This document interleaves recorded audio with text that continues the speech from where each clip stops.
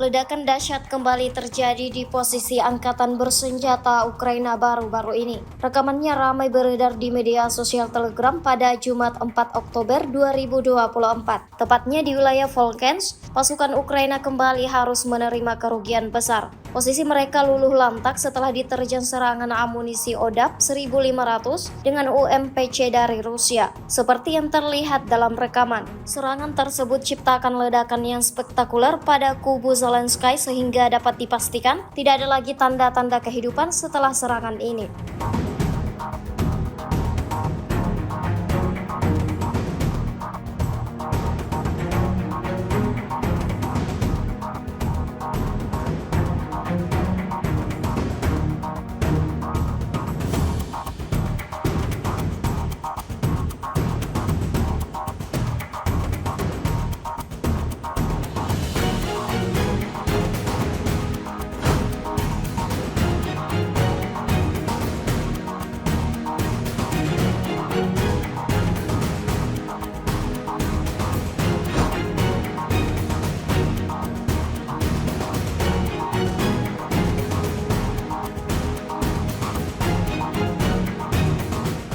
Download Tribun X sekarang, menghadirkan lokal menjadi Indonesia.